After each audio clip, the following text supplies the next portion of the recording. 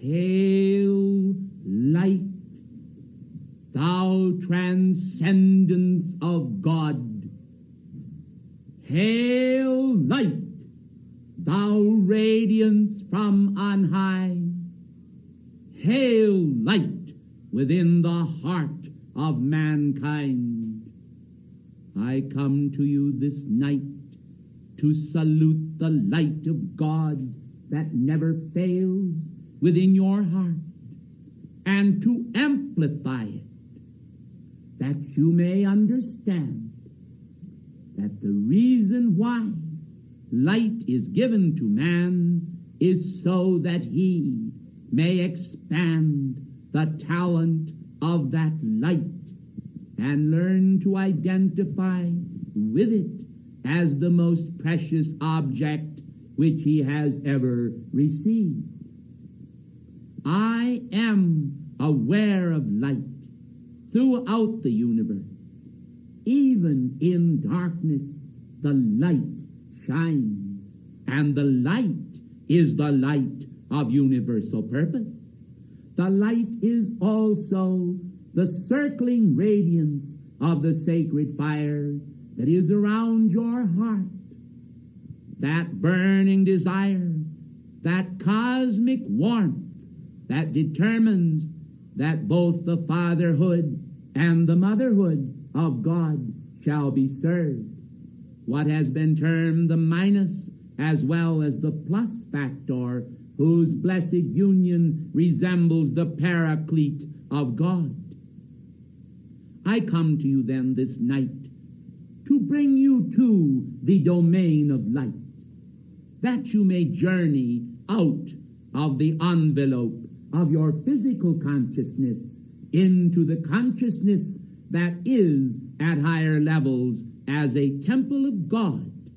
For there is a temple of light, and it is a temple of universal magnificence. When you understand that unascended mankind, by reason of the divine focus that is within them, may indeed enter the temple of light, that which my blessed brethren have called the temple of the goddess of light, it will bring to you a sense of our cosmic welcome as we bid you now to enter, if you will, our domain. Oh, I know full well that some of you might even momentarily, in the natural order of the human carnal mind, scoff at this possibility. But I assure you nonetheless, if you will receive the fiat of my faith, you may ride upon the wings of that faith into the tangible, to the eyes of the soul, temple of universal light and loveliness.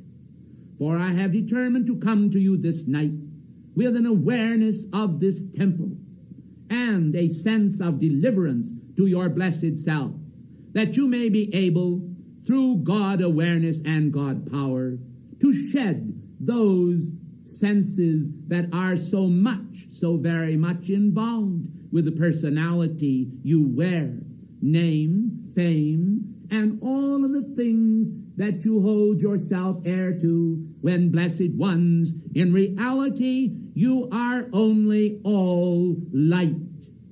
For light is the fabric warp woof of creation. It is the allness of manifestation and the allness of unmanifestation.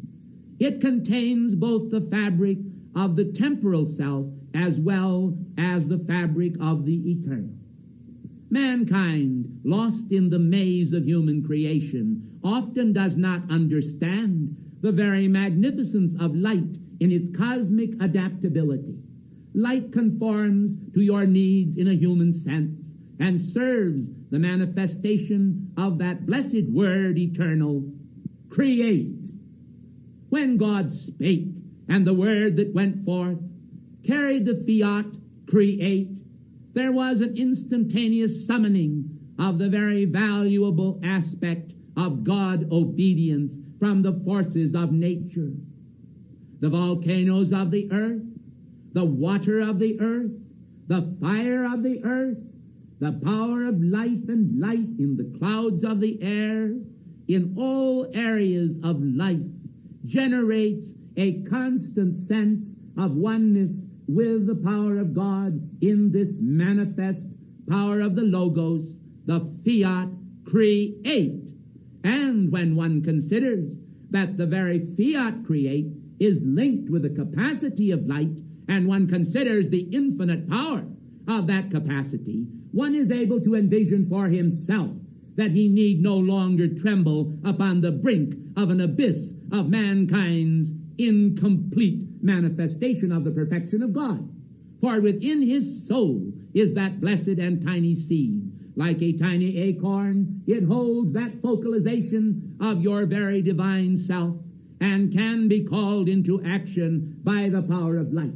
Why do you think, in the name of heaven, beloved ones, that our brotherhood holds this immortal statement as a statement of God?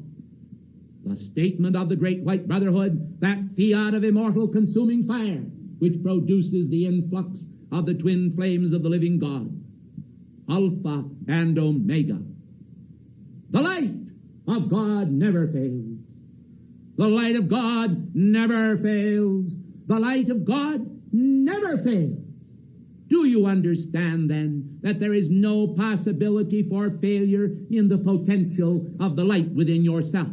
Why, then, will you depend upon the outer manifestation of human consciousness as though it had permanent existence, when in reality all permanent existence is vested in the magnificent God power of light right within your own blessed force field?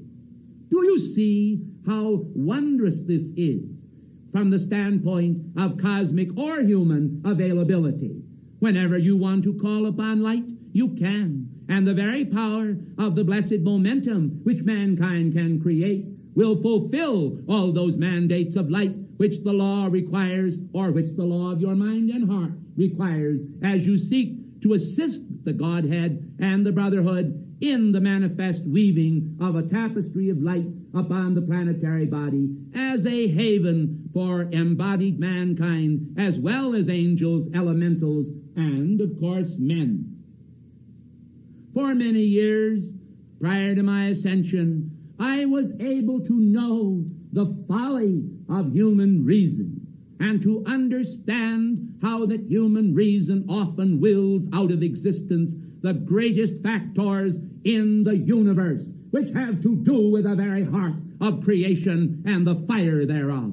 Do you think that the angels of record, the angels of cosmic service, beloved ones, could contain themselves in the manifestation of mankind's thoughts of limitation?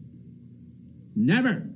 For the Spirit of God has always seen to it that the power of infinite faith was conveyed to the heart of every angel who desired to manifest service unto God. Do you see how then each individual, by the wings of their own faith, may rise out of the senses of human limitation into the limitless light of God that never fails? Thus, do you understand why the brotherhood holds this concept so magnificent? For the magnificence of this contact with God is the confidence of mankind in that fiat which produces the manifestation which the seeking heart requires in spite of all outer appearances. For the appearance world from time to time, with all of its conscious sense of limitation which mankind actually read into it, is the source of much of mankind's limitation.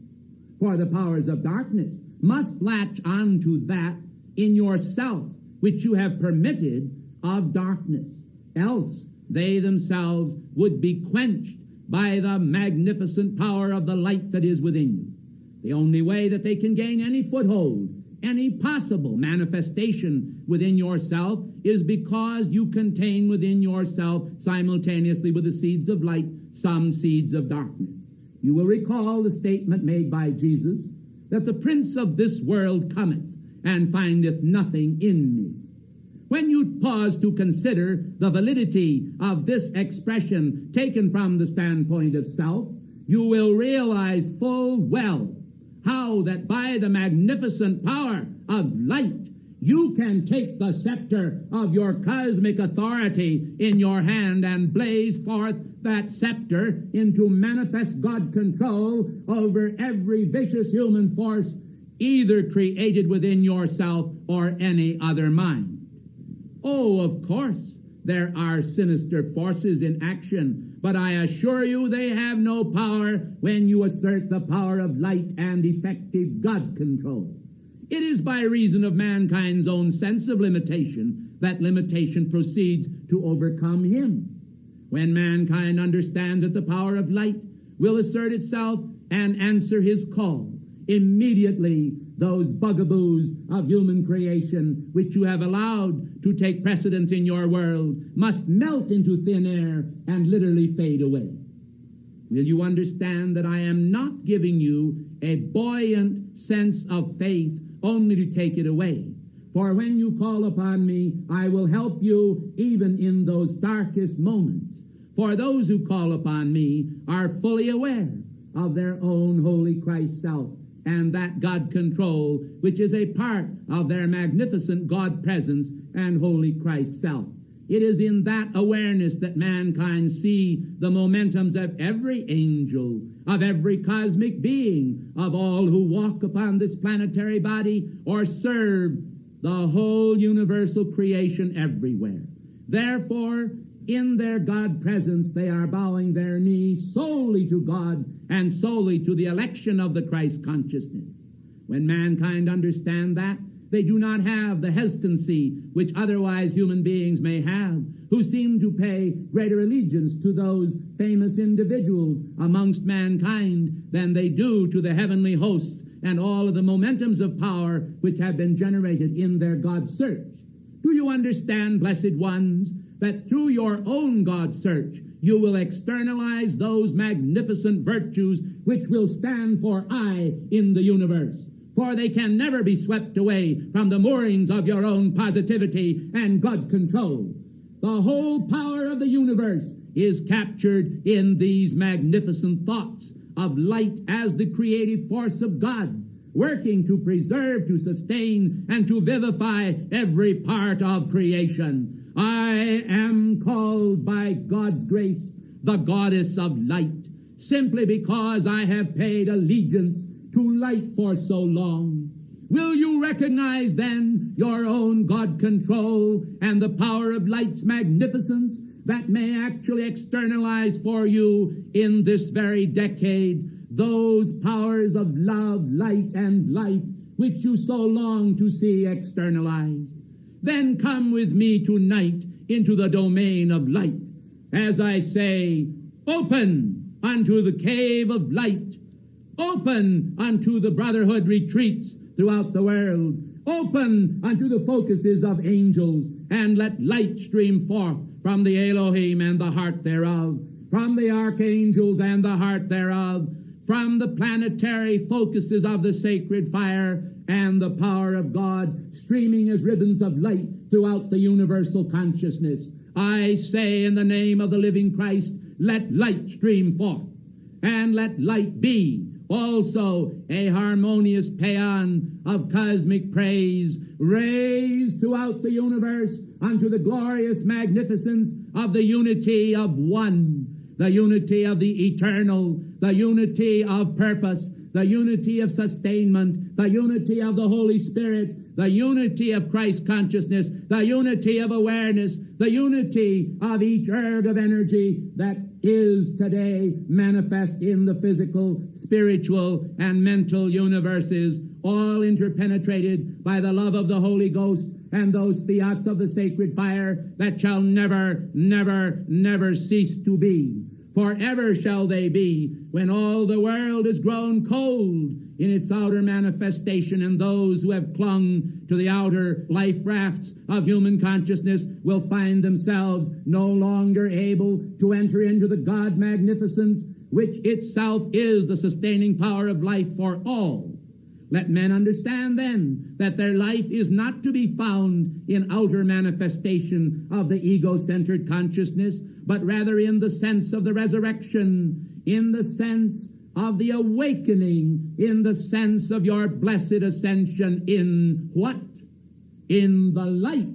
For the light is that into which you ascend, and the light is that from which you did descend. Hence, mankind, by the orderly progression of the law, in many cases the law which they themselves have set into motion, is the fulfillment of the fiats of God, descend, and that which descends is also that which ascends. Mankind, come with me then now into the temple of light, for I command in the name of the living God the manifestation of the temple of light all around you, that you may actually be within the force field of light is my prayer. Therefore, the stalactites and the stalagmites, in all of their magnificent crystal magnificence, triangles of light, squares of light, little cones of light, all hung in a magnificent congruency of the cosmic law before the very gaze of your spiritual eyes, is simply a reflector of that magnificent power of light in its centripetal and centrifugal action. O mankind, understand that light is now all around you, firmly affixed by cosmic law, for the very angels of light, the angels of the Christ consciousness, have held these blessed focuses all around you now for at least 3 minutes. And I want you to understand that I am, by the power of that light, going to call for a manifest stepping up of the vibratory action so that you may lose your physical awareness, certainly in that part which you are able to willingly relinquish, and find yourself suddenly in a temple of God magnificent light, beholding then the crystals, the cones, and the symbols, all of these fixed in letters of cosmic fire upon each stalactite and stalagmite.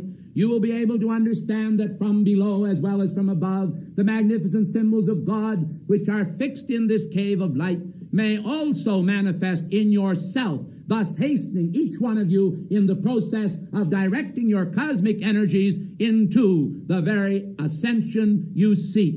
But, beloved ones, do not forget the banner called the banner of practicality. Certainly heaven needs on this earth some representatives of the Holy Spirit, some representatives of the light. Therefore, some of you will remain for quite some time in your mission here upon this earth.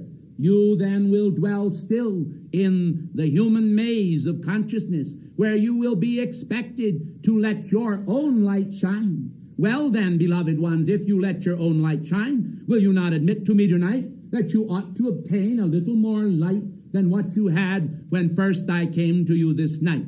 Or do you feel that perhaps you have all light and do not need that light which I so willingly offer to give to you? It is entirely up to you to determine whether or not you will accept a cosmic being's word wholly dedicated to the fulfillment of your soul's longing and the nourishment of your heart's virtues. Beloved ones, you cannot possibly externalize light except you are willing to be light. Will you understand what it means to actually be light? For mankind have so often allowed the powers of this world and its limitations to steal their light and to soak it up by the sponge-like qualities of human ideas, which just dissipate it totally until at last you find yourselves not only bereft of that light which has been given to you from time to time, but also bereft of some of that light which is inherent within your own force field and is part of the determinate effort of life itself to continually sustain you upon this planet until you have fulfilled your divine mission and functioned according to the universal law. Yes, I am the goddess of light.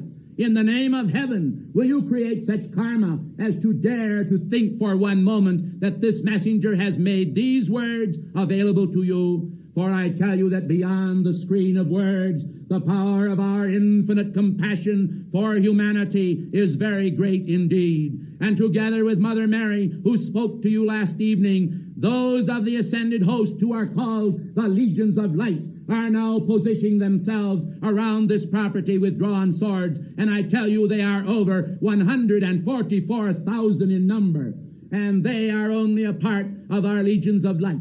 Will you understand then the tremendous blessing that is being poured upon you this very hour? Will you understand the resurrecting and confirming spirit of the Holy One of Israel, the Holy One of God, that is descending through the Christ consciousness, engulfed in cosmic light, coming from the very center of the universe, from the heart of Alpha and Omega, coming through Helios and Vesta and through my own consciousness into your world, as the dazzling step-up of the light continues to increase and pour out its radiance to sustain you not only for this night and the days to follow, but in the foreverness of God, to act as a sustaining momentum, assuring immortality to the universe itself and raising all life into the sacred fire and the sacred light of God.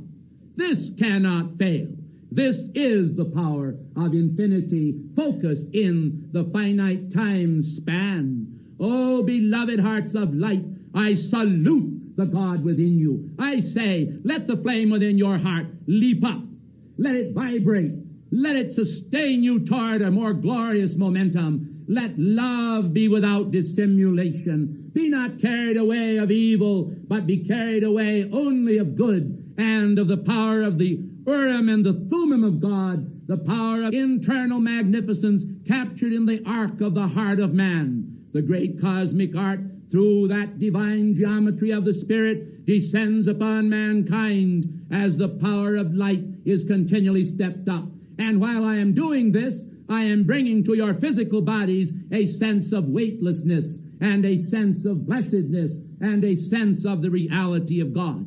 Oh, blessed ones, I am not to blame, nor is heaven to blame, if you do not avail yourself of this opportunity and tune in with the power of light. You may do so with the greatest of ease, for now, while I'm speaking to you, there is a sustained momentum of the 144,000 legions of light that are here standing upon this very retreat property with their drawn swords and holding a focus of inviolate magnificence for all mankind. For I tell you that great streamers of light, like a giant pinwheel, are being carried out from this property, and the whole activity of cosmic light is spinning around this property and gaining greater strength with each turn of the cosmic wheel. Then, too, I behold these ribbons and streamers of light going out over the entire state, over the entire nation, and they shall cover the heart of the world until the world shall come to understand that by the power of light, the very planetary orb upon which you stand was created, and by the power of light it shall be sustained, for the very seasons of life are under God control, and the effective manifestation of your hearts in the days to come shall come about because you will respond to the passions of light, the outreach of the eternal God to each heart, to nourish each heart as though it were a babe before the living God. Do you understand then that maturity is also beyond the power of man, but ever available to the power of light? Hence, light will sustain you in that maturing manifestation which clearly reveals to all the manifest patterns of a son of God or a daughter of God, whereby they can, through the imitation of Christ's magnificence and the trailing garments with which I came, the goddess of light, sustain within the force field of heart and mind that outreach of cosmic intelligence and grace which will pour forth to every individual you meet, if, as you meet them, you will call unto me or simply breathe a passionate appeal to the very God of love to extend the boundaries of light from your heart to theirs, so that you may imitate the angels of heaven who never pass another band of angels in flight without saluting them and the light that is in the heart of all. Thus there is a continual amplification of the principles of light because of the God's salute that ever echoes throughout the universe. For with each God's salute, each band of angels raise themselves into the power of infinite light. And as light is magnified in the world community, the mistakes of mankind shall be erased one by one until mankind shall understand that by letters of light, by a heart of light, by the power of light, by the beauty of light, by the strength of light, by the unfoldment of light, through the consecration of light and the bringing together of light, they shall find their deliverance out of all evil into the return power of the Eden of God, the paradise of God, and the eating of the fruit of the tree of life, that they may live forever. I am the goddess of light. I now demand in the name of the living Christ that you stand before him and receive the amulet which I hold in my hand, and which those who are with me also hold in their hand. I shall place one amulet upon the forehead of this messenger, and simultaneously one of the workers of cosmic light that are with me shall place a talisman of the sacred fire and light of God that never fails upon every one of you, as a focus that is destined to open up your spiritual eye at the proper time and not before, to help you avoid contact with those psychic and degrading influences which are ever the activity of the human ego and ever cater to the human ego.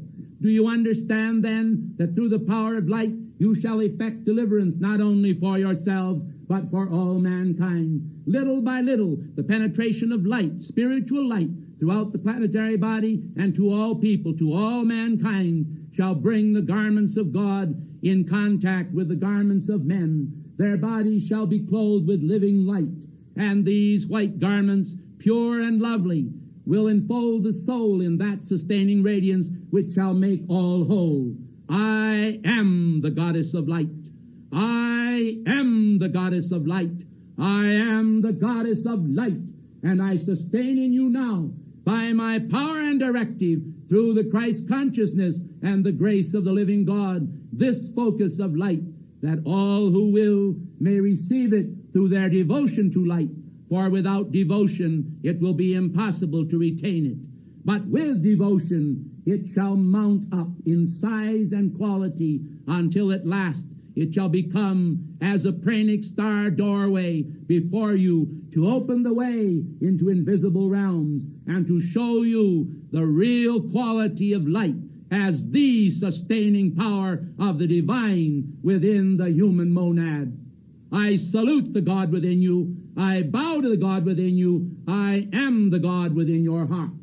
For all ascended beings are one with the other, and one day you too will no longer see or behold the manifest differences among mankind, but only the one consciousness of the blessings of the living Father of all. I thank you.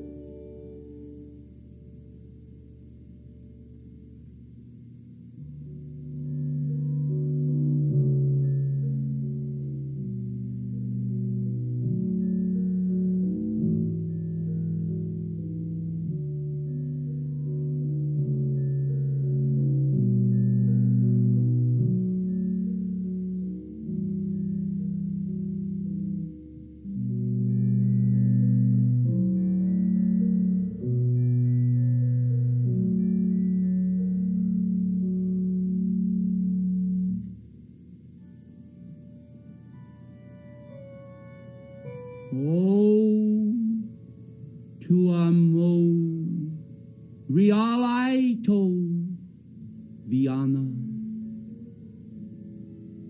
sitamashaya viala tion meta zigomo eto ase.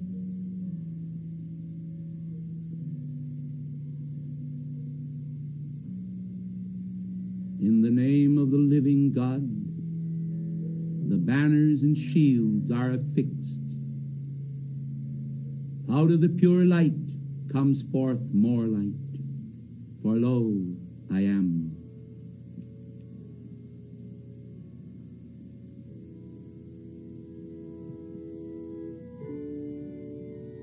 The sign of the heart and the head and the hand to you. May the peace of your presence abide with you. Wherever you are, wherever you go, may the glorious peace of your presence flow. Through days of service and nights of rest, may the peace of your presence keep you blessed. The sign of the heart and the head and the hand to you. Upon the cosmic cross of white fire of Lord Gautama and Jesus is sealed before you all the all-seeing eye of God as that beholder of good which establishes the kingdom of God among men. May his immortal love and his immortal peace and his immortal strength seal you before the court of the sacred fire.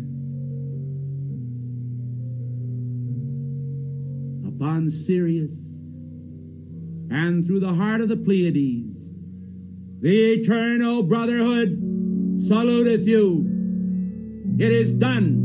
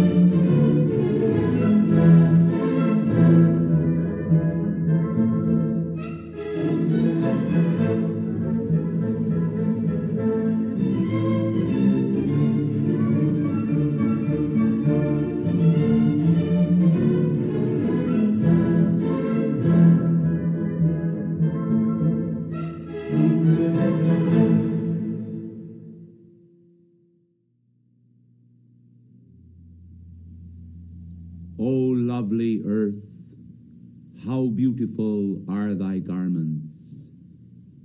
And the angels of heaven have prepared the fountains of the deep, and the clouds of the sky, and all manifestations of nature as trailing arbutus, carrying with them the magnificence of God control of all natural forces.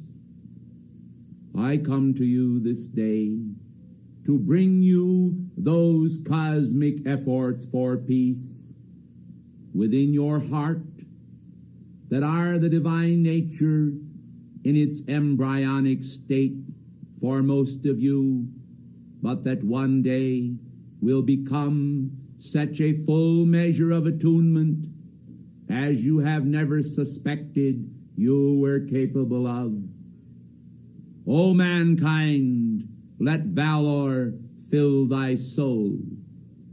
The valor of not being subject to the whimsies of the world, or of the flesh, or of the carnal mind that inhabits that flesh form. Replace the carnal mind by the Christ mind, and let the Christ mind take dominion over your world. So shall mastery be obtained, for mastery is not always a visible manifestation.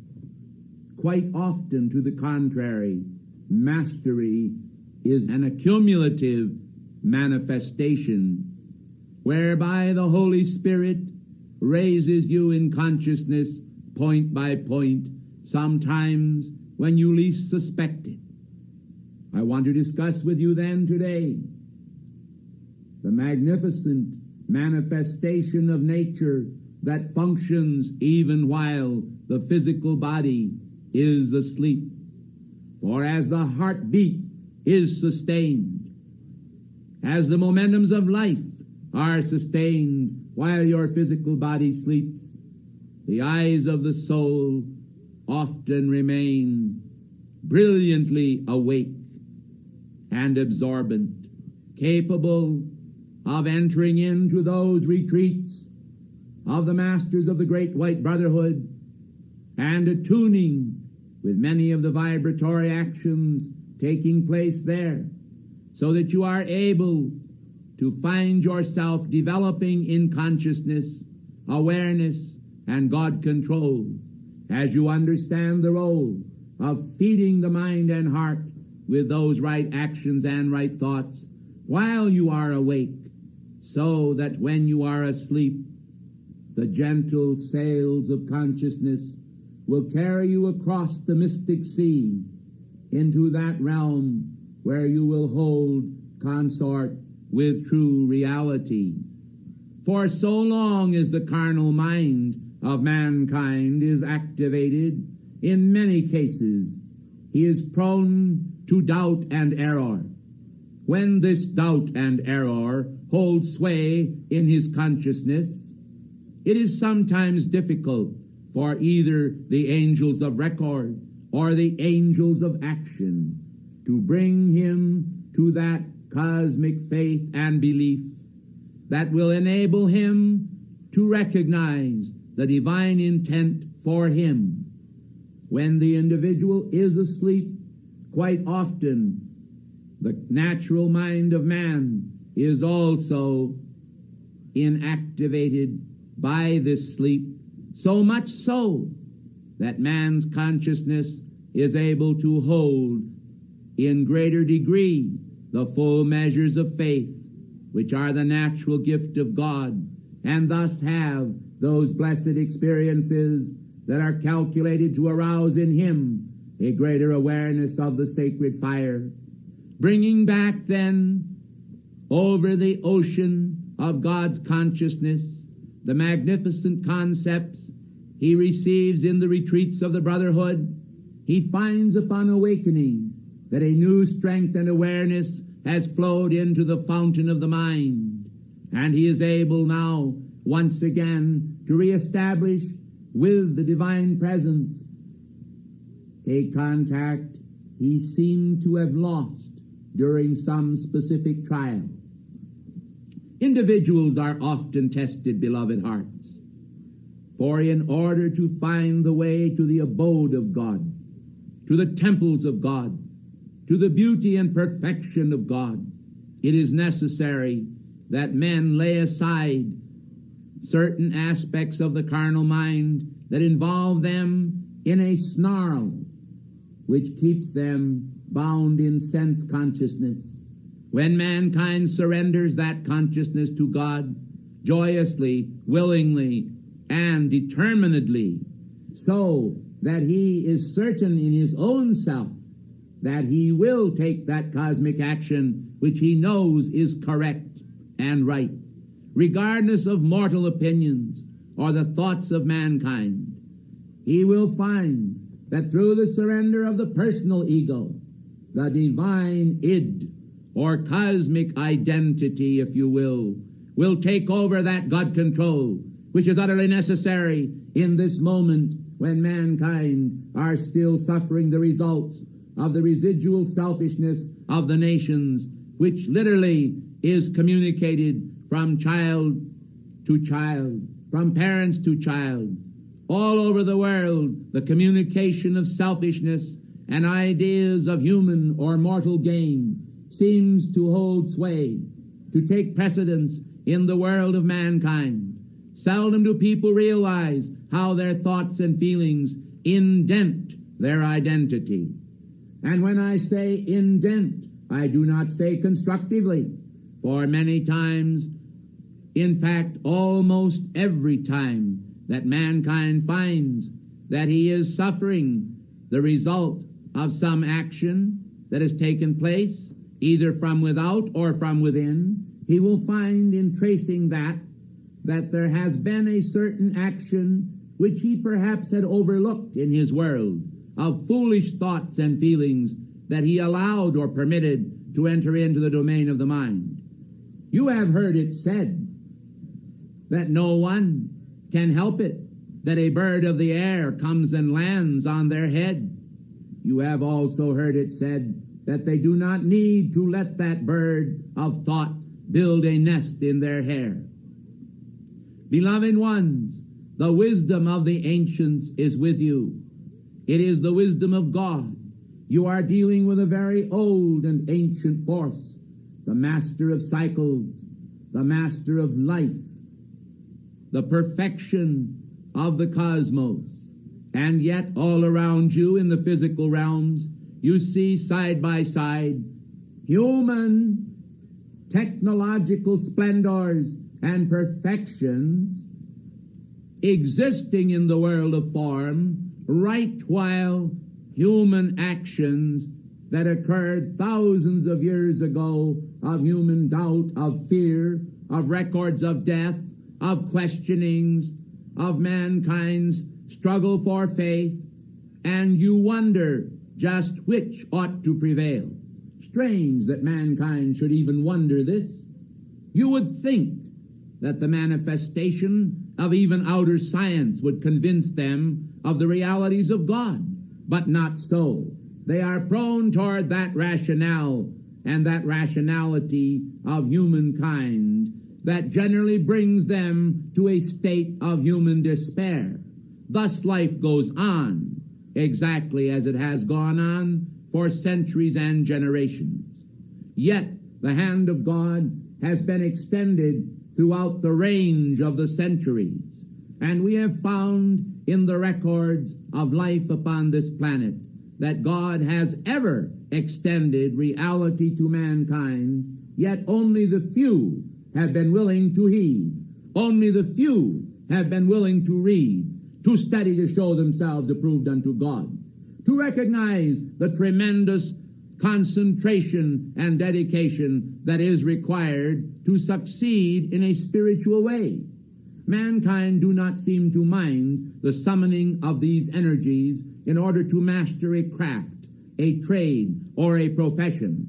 But when it comes to offering these giant energies of a man's life to the spiritual things, this seems to be, as you would say and have said, a horse of another color. Beloved mankind, we want you to understand that you are very much involved with the pace of your progress. Exactly how much dedication and service you render to God does determine the extent of your receipt of the descending blessings from God. Not that He Himself is whimsical or holding back from your life, but the matter is one of opening those chakric doors and those centers of reality within you that are enabled then to see and behold the grace of God that has ever been descending. For the role of the eye is most magnificent indeed. For unless a man can behold God, he cannot usually externalize Him. The witnessing of God is then a vital action in which all mankind ought to share. You may at this moment stop to realize once again that God is a spirit. And you may say, how can I behold a spirit? My physical eyes only behold that which is naturally manifest. Well, beloved ones, I am sure if you pause to think about it, if you trust in heaven, your eyes may be opened, and by the hand of heaven. Therefore, those who have not had those blessed experiences which some have had, which you have contemplated in others as most wonderful, and have wished for yourself, let me tell you that you ought first then, in seeking the kingdom of heaven, to ask for the power of unfolding vision, the ability to be able to distinguish spiritual gifts and graces, the ability to be able to reach up to God, to purify your consciousness and the consciousness of vision.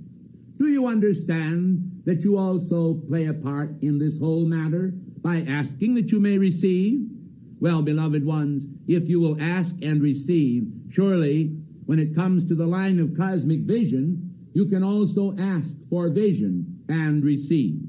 When you begin to utilize the power of that vision to behold God in greater degree, you will find occurring in your world those natural manifestations of cosmic light that will go to work within the force field of your own being, often in an automated manner. This means that that which you have called forth and called for will work when you least expect it, because human expectations themselves are not necessary to divine manifestation, providing you have already performed the necessary functions and implorations of the deity, calling upon God and upon His name in this age or in every age, that He should produce in you those miraculous changes in the power of vision, which will expand its role in the development of your spiritual nature.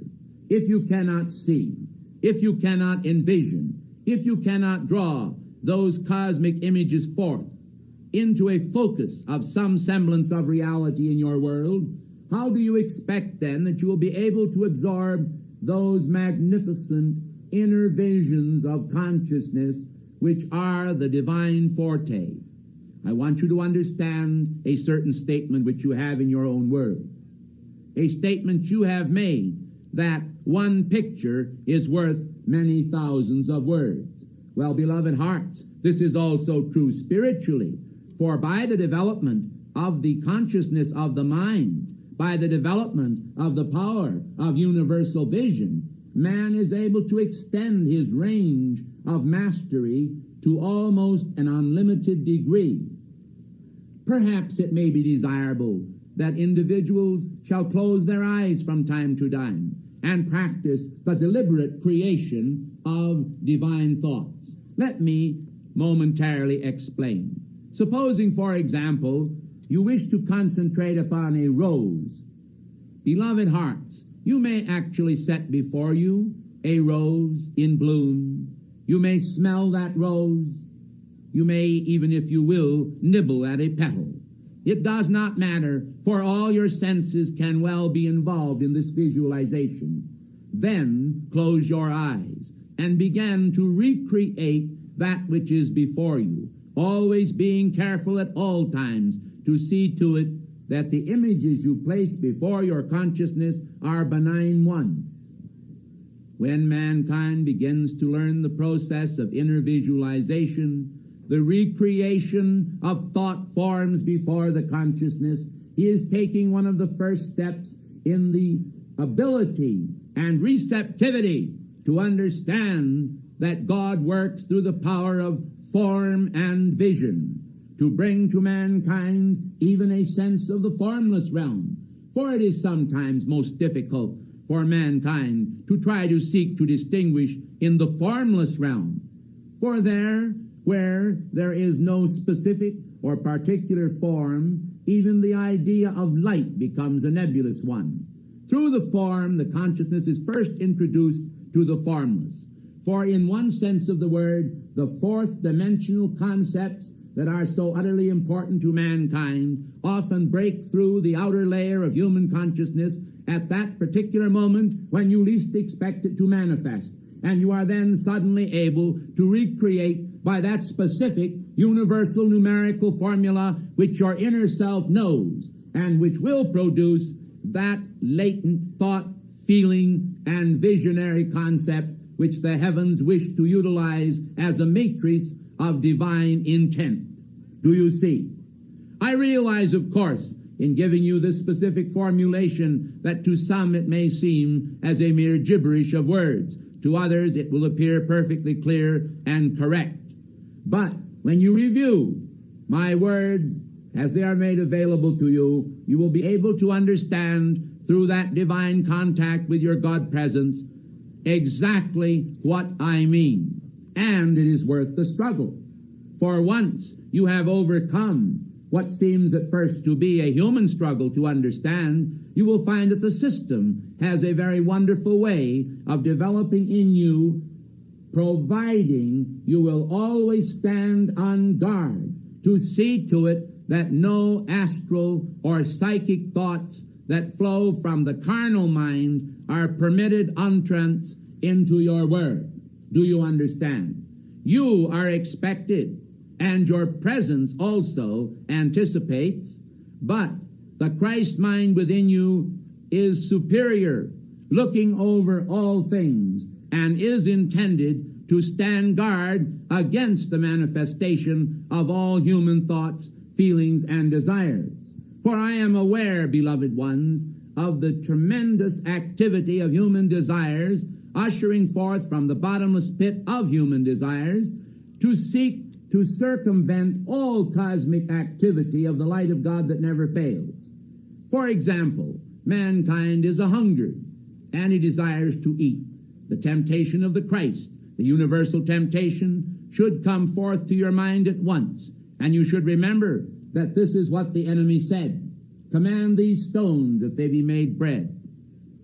Do you understand, then, that there is a very great temptation on the part of what perhaps the world might term junior adepts of the Spirit to at first begin the process in seeking adeptship of manifesting in little ways some tiny victory over another individual by seeking to utilize spiritual force to overcome some specific action in the world of another individual without any right of necessity to do so.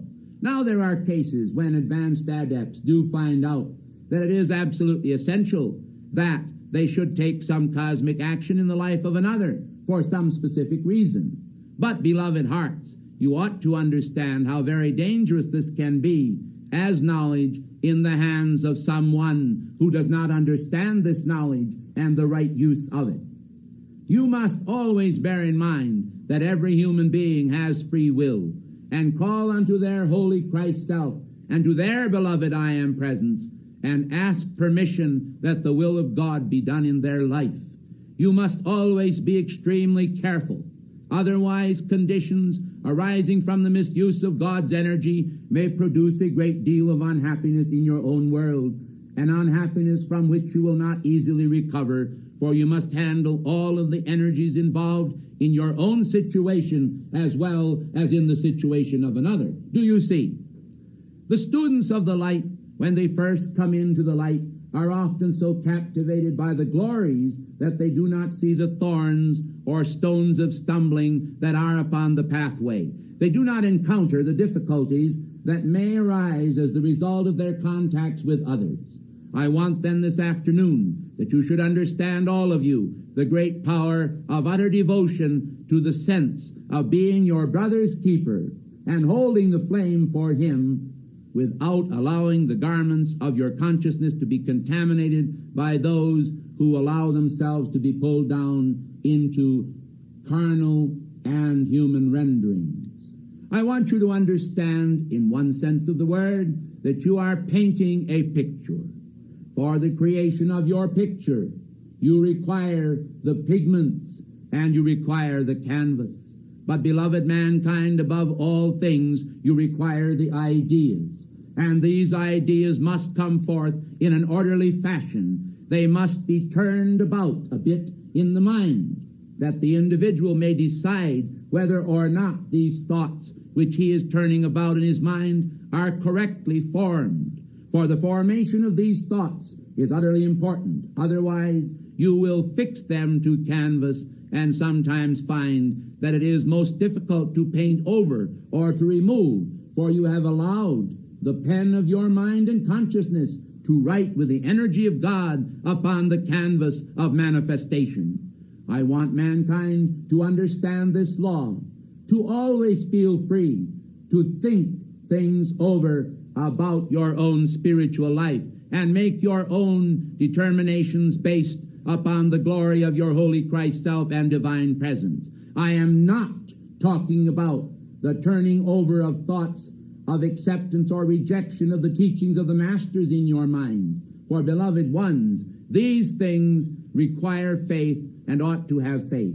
I am talking about human problems, those problems involving human ideas that people often seek answers concerning from us. Let them understand that they ought then to be patient with themselves and not always demand that all of the laws of the universe should immediately rush in to every little tiny human foible and produce an answer to the exact problem that they seem to feel is theirs. For example, quite often mankind consult with us when in reality they already know the answers. It is as though they sought some confirmation of that which they already foreknew. But, beloved hearts of light, whereas we do not mind this, you are tying up a certain amount of your energy, and you are bringing about a questioning in those activities which you ought long ago to have recognized as real and vital. I am speaking now about the graces of God that are inherent within your life. I am speaking about all of the wonders of your past life, all of the wonders of your past days in this life specifically, and also the accumulative manifestations of good that has occurred in all of your past lives. Do you recognize this tremendous weight of blessing? Well, beloved hearts, if you do, you will not be so prone sometimes when heaven seems to deny you some specific action, and you say to yourself, I just wonder why heaven has not answered my prayer. I have prayed for days and days and days, and no one has paid any attention to me. Beloved ones, I want you to understand that when heaven seems to turn a deaf ear to you, it is because in most cases the answer to your problem lies within your own domain. You already know the answer, and the economy of heaven is being practiced before you. Will you understand then that when you really are in a desperate situation and need that specific help which we are able to give, at that moment you will find the answer coming forth most readily. So do not be distressed, beloved students of the light, over any of these manifest conditions. There are many factors involving it all. For example, there is the whole record of your own karma. There is the record of the karma of others with whom you deal. There is also the cosmic law itself, which functions from the ascended master level and from the level of your own divine presence and holy Christ self.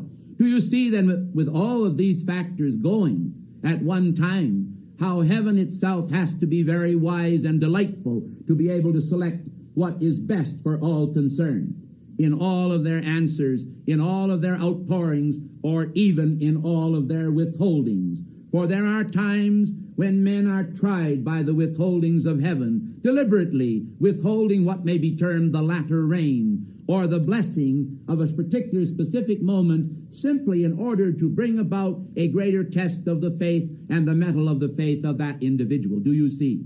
I want you to understand then that the graces of God, which are continually being poured out upon the earth, are going to many sources for 3.5 billion life streams, most of whom at some time or another in their life do recognize their own limitations and reach out to the Godhead, means that there must be a very large number of intelligences or angelic beings in the universe to render answer, and also should pinpoint for you the multiplicity of the omnipresent consciousness of God that reaches out to touch 3.5 billion life streams in all states of consciousness and levels of being, answering mankind many times even before mankind have called.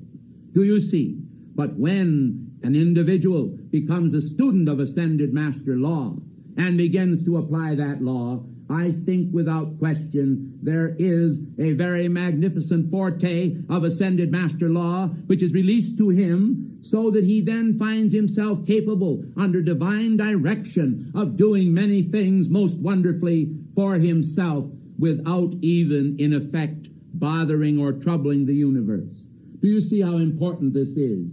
The time must be hastened when each individual is able to do for himself as God directs. Yet, as I am called the great divine director of the house of Ricosi, I want you to understand I am most earnestly interested in seeing that a God answer is supplied in all cases to those who require it. This may seem a bit contradictory. All I am trying, however, to tell you is that mankind must learn to stand upon his own 2 feet whenever he is able to do so. And then he will find that heaven, in a more than ordinary way, will pour out its splendid answers and assistance just when he needs it. But, beloved ones, if there is a pause in the release of that answer, do not immediately become confronted with the idea that perhaps God is away, or that heaven does not hear you, or that you will never receive an answer. For this is not true. It is a great hindrance indeed to human consciousness, because it intrudes a screen of nihilism between the individual and God, and has a tendency in the consciousness of the individual to actually annihilate the answer and divert it from his own sense. Do you see then that by the divine sense of recognizing the existence of God, whether or not you are able to always establish that contact with your presence which you desire, is essential in the manifestation of cosmic law instruction, and particularly as a bulwark against that factor of the dark forces or sinister forces which are called discouragement. For by the process of discouragement, the human mind, through its low tolerance levels, seems very quickly able to forget all of its manifold blessings, and instead of recognizing these blessings and cherishing them in the hall of their memory, to instead quickly rebuke heaven, almost as Moses did when he drew forth the rod and beat the rock, saying, "Where is this water? Where is this water?" For which he also lost the opportunity to enter into the promised land. I want you to understand that tolerance with the deity is tolerance with yourself. For there is no function whatsoever in your world that takes place from a divine level that is not brought about directly in order that you might in some cases be chastened so that you might bear greater fruit. Mankind should understand what they have called the road to glory, but also understand the crown of thorns and the floggings that may come to them by the buffetings of life. I want to see a very strong spiritual body, for you will have many tests in the years to come, and you will be called upon to produce a great deal of the miracle consciousness of God, even sometimes when the water of life seems difficult to find. I do not want those who are easily discouraged then upon the pathway of my direction. But I specifically would like to choose today from amongst you those who feel that they are willing to offer themselves just as they are to their presence, to receive all buffetings, all chastisement, and all activities which are the will of heaven. For by the will of God, mankind are raised, and not by the whimsical manifestation of their own human will.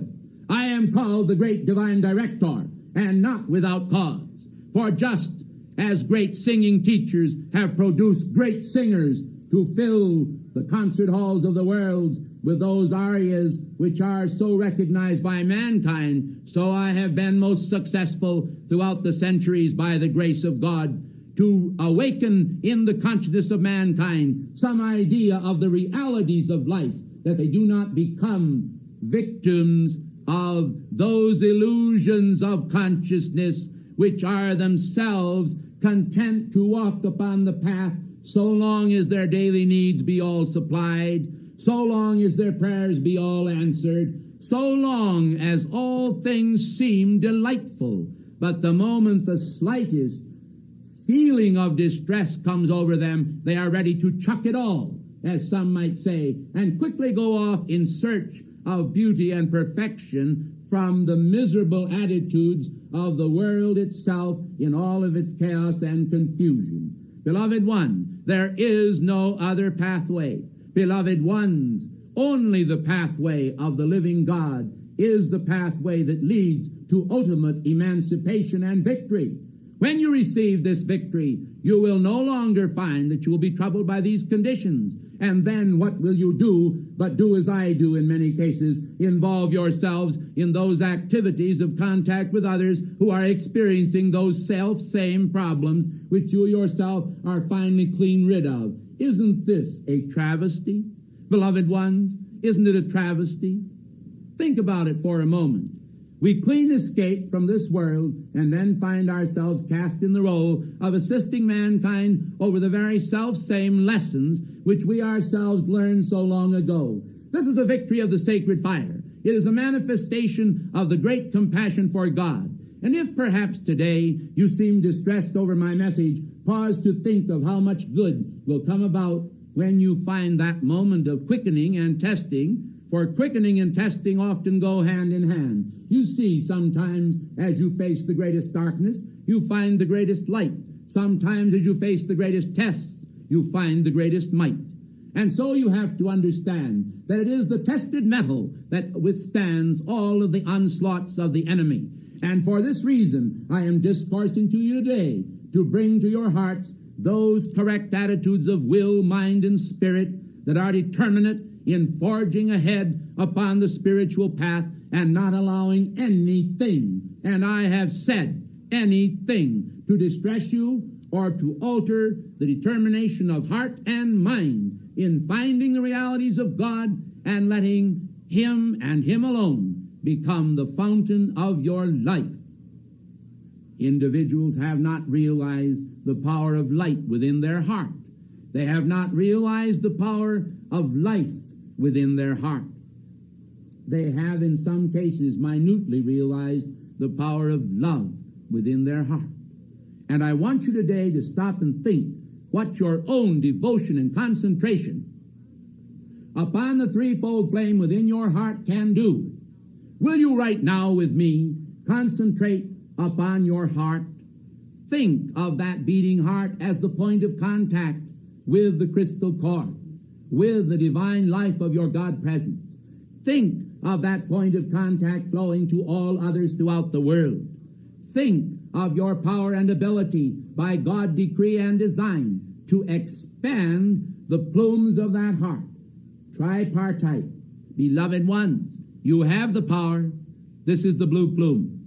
You have the love. This is the pink plume. And centered within, you have the wisdom. And this is the golden plume of illumination. Will you concentrate upon that which seems to be the lowest? Upon that which is the tiniest part?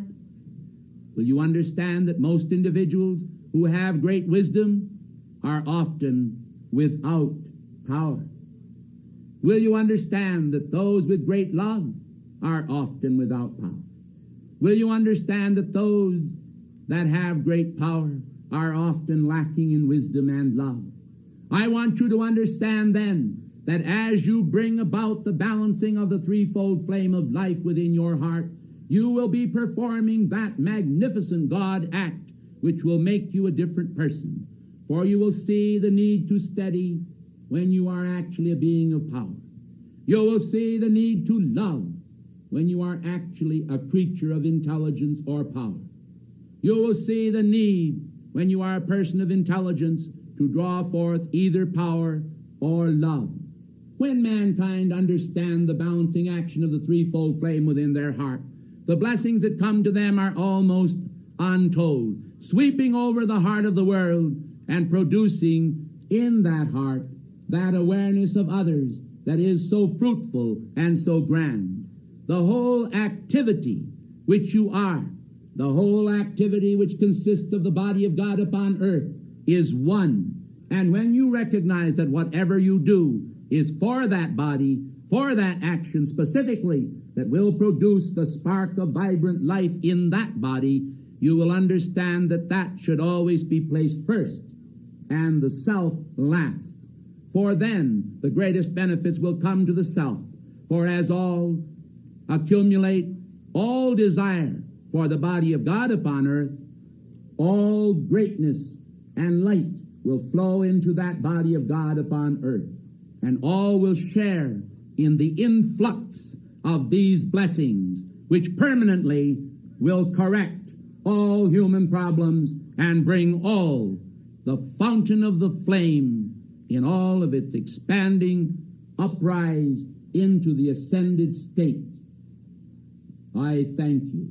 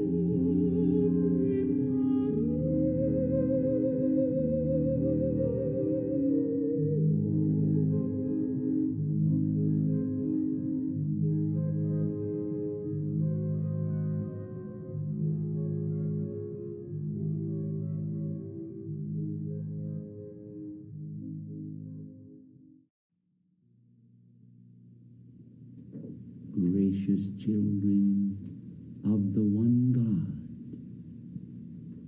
I come to you tonight in manifest awareness of the holy Angelus,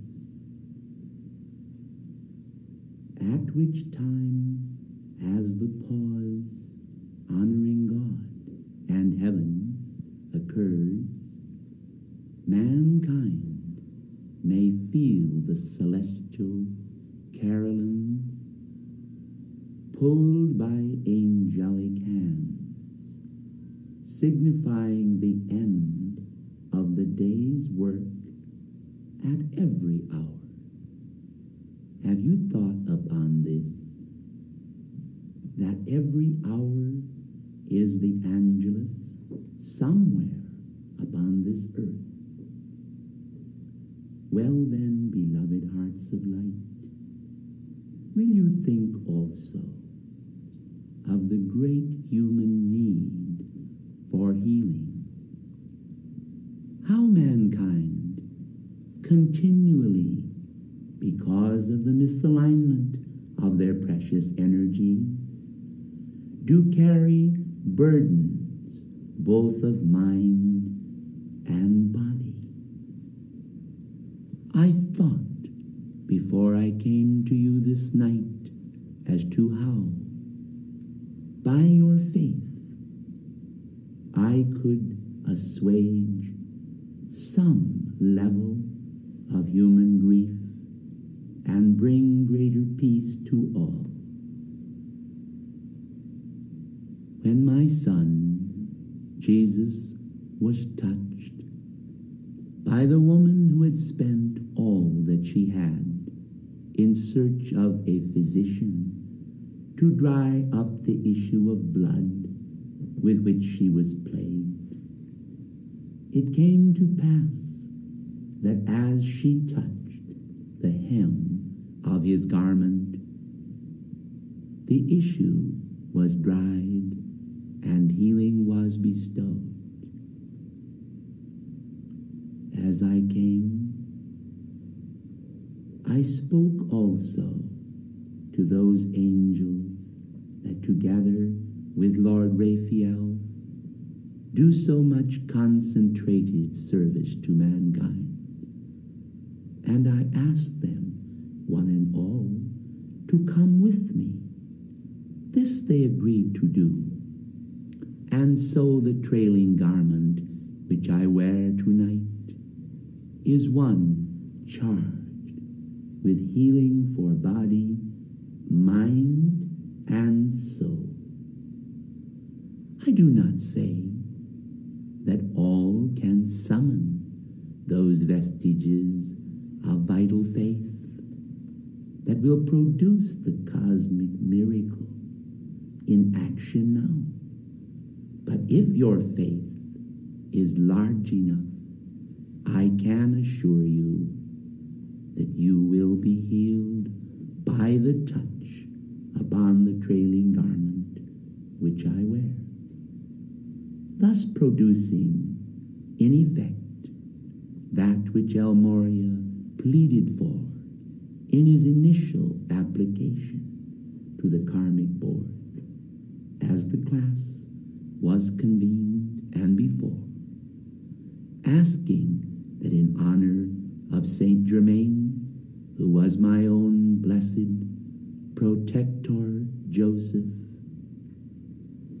mankind should receive the touch of the miracle hand of God, to give some another chance, and that they might perceive the great love heaven bears, simultaneously with the hand of chastening, warning unto mankind. Long ago, when I spoke unto the children of Fatima, in my appearance there, it was to speak of diverse conditions coming upon the earth. O beautiful garment of cosmic loveliness, O fruitful abundance of the sacred laws of God, how thou hast been trampled upon again and again by human feet, until the sands in the hourglass of mercy seem to be utterly depleted, and now in the midst, toward the end of the cycle, we wonder how we can avert the return of man's recalcitrant energies upon his own head. Yet we still pray for mercy and forgiveness for those hearts that have so carelessly trampled upon the very garments of cosmic loveliness, which are the fabric woven with angel hands and endowed with a sense of the eternal womanhood of God. You have thought of him as Father. Think also of God as an immaculate mother. Of old in previous ages, this was called the cult of the mother, because it represented in the children of men the cultivation of those beautiful spiritual energies which are your own blessed forte. Never from the heart of the immaculate image of God has he desired to see harm come to any of his children. Oh, how through the centuries heaven has worked, while the callousness of men has continually caused such sorrow to those of the angelic hosts and to those who are the true servants of God upon the planetary body. When we pray the great prayer for all souls, it is a prayer of infinite compassion.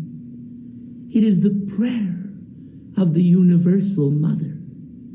It is the call unto God that compels the answer. And when mankind do not heed that call, the return of mankind's negative energies upon them appears as a chastening that cannot always be averted. For the great drops of cosmic mercy that are the passions of the living God for his children, that they remain not ever in the veil of human tears and sorrows, is one that is very near and dear unto my heart. Tonight I have been selected by the hierarchical masters of the karmic board to present to you a solemn warning that upon all mankind will destruction come. In some cases, even the good will suffer side by side with the evil, for it is not always possible to exercise cosmic discrimination. When the grossness of darkness manifests, all are subjected to the veil of darkness. Only the light of the heart remains to cheer those souls who recognize with full devotion that tremendous eternal love ray concept that connects their heart through the darkest night with the heart of God. And oh, how in reality, through the avatars, the angelic hosts, and those stars of light that shine in the world, God himself has flashed forth tears for humanity, because humanity's concepts have become so gross. The land is plagued with darkness upon the screens of the invention of the motion picture. The land is plagued with darkness over the churches devoted to honor my Son's name. The land is plagued with darkness as the political candidates struggle among themselves, seeking a temporal crown. and how few are the leaders pledged to give to mankind a divine equity upon which men can rely. I am Mary, and focused within my heart is the offering I long ago pledged to God, to be a representative of the universal mother. Thus have I found and apprehended that entrance into human struggle that is aware of the darkening clouds gathering over the world community and seeking to obscure the sun shining in his strength, the cosmic Christ consciousness, the blessed awareness of the pains of mankind, which are so unnecessary. Had the world in pure truth long ago chosen to have hewn out the manifestation of their lives as though they were a cosmic statue of eternal grace and loveliness, endowed with the vibrancy of immortal life, all could have been averted in the triumph of heavenly reality, as today, now in time, all the world would be singing the song of universal redemption. Do you see, O mankind, how fruitless is the present struggle, and always has been? Through the ages, human struggles are so unnecessary.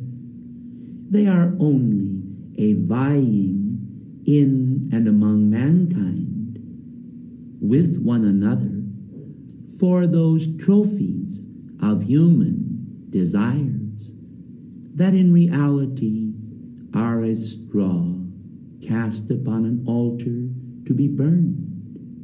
Those things that are worth living for are eternal things, values which are cloaked in part in the manifestation of abundance upon earth, but that in reality, O blessed ones, may become your own as you yield your blessed consciousness to the light patterns that emerge so victoriously in such a magnificent parade of cosmic values.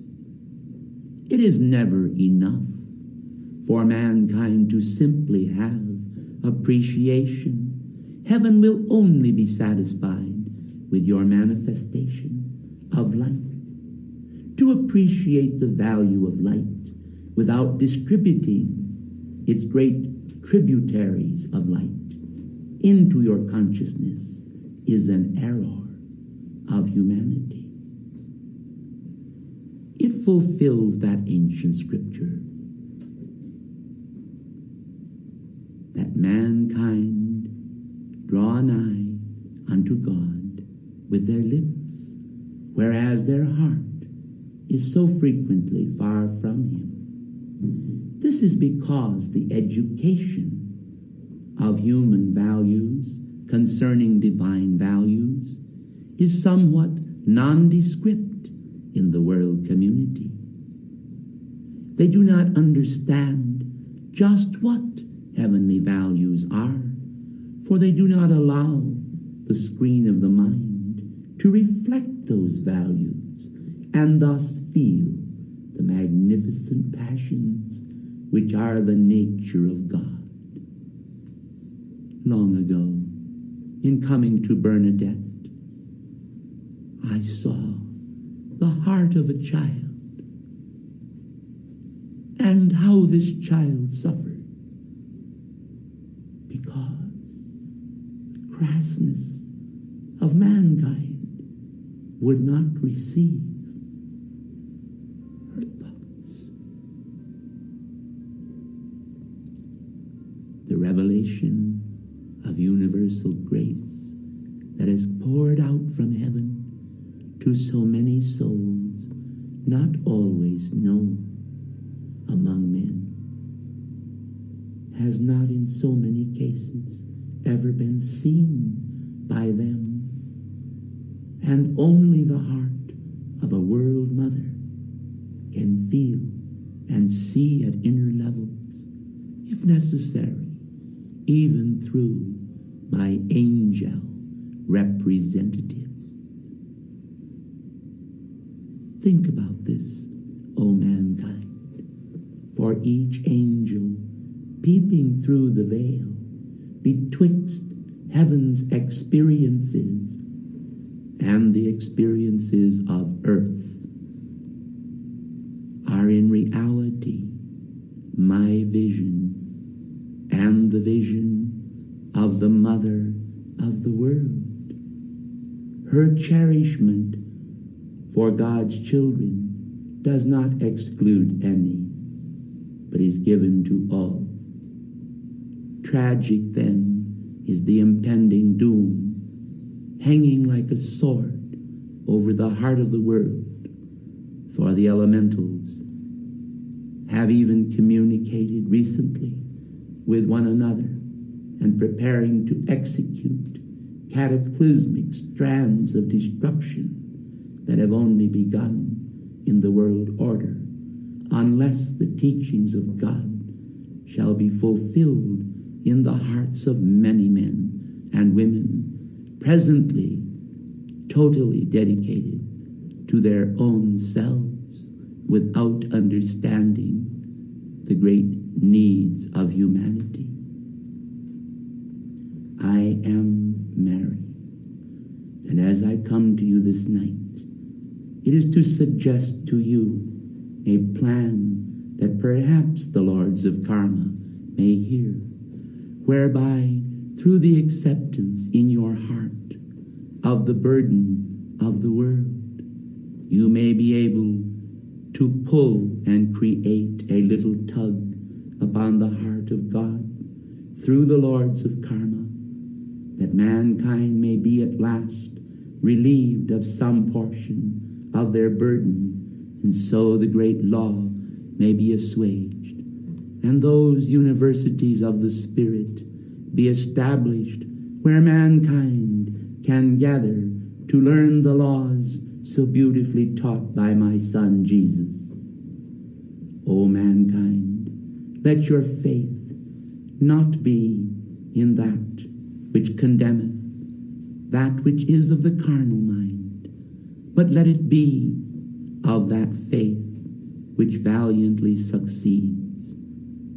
Otherwise, that which is coming upon the earth will not be pleasant to relate, nor will it bring joy or delight to the heart of God, or any angel of heaven, who will of necessity avert their gaze from the destruction mankind have wreaked upon mankind. Now then, as a cosmic mother, I come to you in that fond hope still, that you will think as to how you may unify, how you may create greater faith among the multitudes. What difference does it make when so many hearts are seeking what they think of you or your opinions? 100 years hence, how many of you will remain in physical embodiment to behold whether or not you have exercised your cosmic trust properly? Do you see how important it is then that the torch that must pass to the ages may well come to some of you with the flame extinguished? Because the woes of mankind have grown very great, and those who are heirs of this age will find themselves bereft of much of the intended reality that ought to be conveyed. I stand today at the Good Friday concept of man's destruction of Christ values to plead with you before it is too late. In the name of heaven, blessed ones, do not think that my voice that is crying to you tonight is crying in vain. For surely some among you and among mankind will see the reality of the Christ crucifixion continuing through this present age. Even at Christmas, they have only commercialized upon the value of the love of my Son, intended to bestow the crown of life upon the ages. They have sent gifts to one another. They have made merry, and they have manufactured destruction rather than construction. The plan I bring this night is one of cosmic construction through the hands of men in whom I have vested a sacred trust. Will those of you who will accept my trust this night, the trust of the ages, to preserve the Christ values within your hearts and the hearts of all mankind, stand at this occasion and recognize that only by a pact of pure love fulfilled among men can we now preserve intact in the world community that undying love which will not crucify my Son afresh, nor put him to an open shame, but instead will exalt his name and the name of God high upon the pole of life and its values, that now the bronze serpent may be raised in the wilderness anew, a symbol of man's victory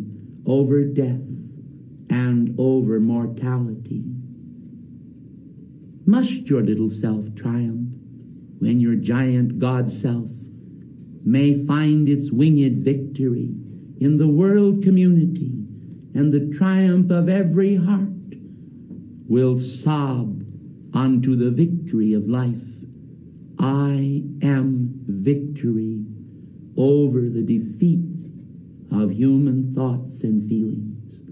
I am victory over all distress that is brought to mankind, those reelings that bring to his heart awareness to confess his failures to start in this moment of world turmoil, to reverse the process and gain for all that cosmic coil, serpentine, caduceus action up the spinal ladder of cosmic progress, to where the winged victory of the mind at last represents the law, and the law in all its kindness, fulfilling the brotherhood of man as design most holy and sign most pure, that enables all mankind to endure those tests in all their ageless purity and righteousness.